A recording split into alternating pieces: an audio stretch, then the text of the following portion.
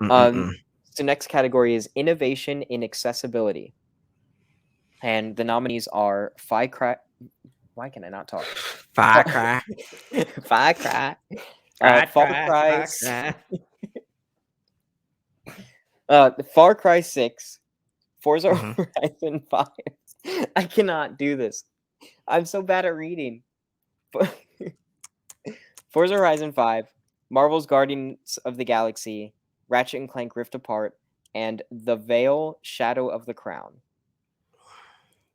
So I'm going with one option on this, and that's just this is strictly due to this studio's track record with accessibility and gaming.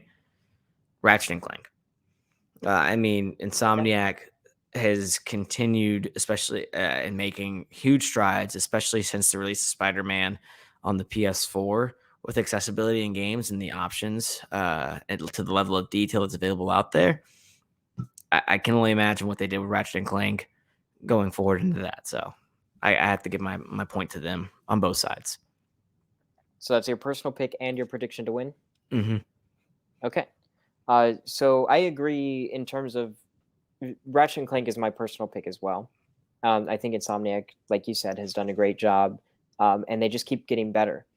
Um, and with Ratchet and Clank, in particular, there are like listening to different podcasts and stuff where they have different guests specifically talking about accessibility.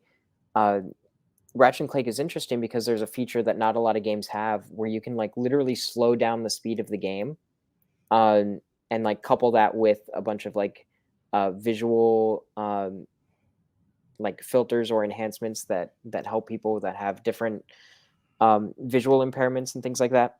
Hmm. Uh, and some people are saying that this is their first time ever being able to actually play a game like Ratchet and Clank, where normally there's just a lot of action going on screen, and it's very fast, and they have to react quickly.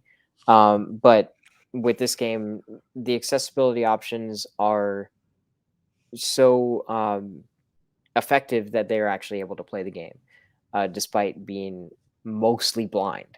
And that was something that I thought was amazing hearing for The Last of Us Part 2.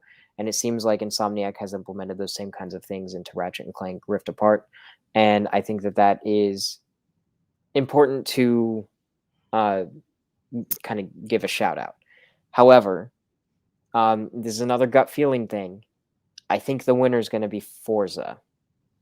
And a big reason why is a lot of people are talking about it specifically when it comes to how I mean, so Forza has actually a lot of accessibility options, and one of which that I think is interesting and kind of one that I didn't even think about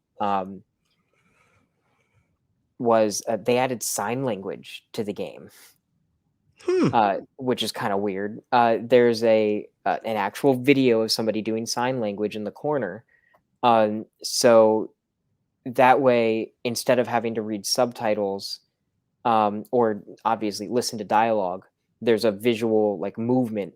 And for a lot of people who are hearing impaired, that's apparently easier for them to understand than subtitles because when you're playing a game, it's harder to take your eyes off the action and read text on the bottom of a screen. Hmm. But your brain can kind of comprehend movement, like hand movements and things like that. So that I thought was fascinating. And I was like, how in the hell do you implement sign language in a video game? Like that's mind blowing to me.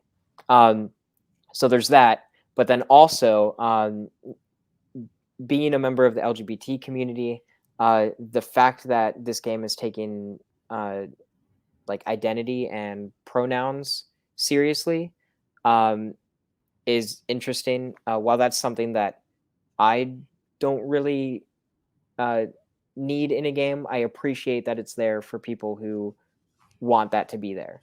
Like so much so that announcers will use different pronouns audibly, like in the dialogue when addressing the player character and things like that. I think that that is uh, a kind of a sign of things to come, whether there may or may not be community pushback. It has been a talking point for a lot of people, but I think that those kinds of features are going to give Forza Horizon the edge here in the Game Awards. So that's my prediction.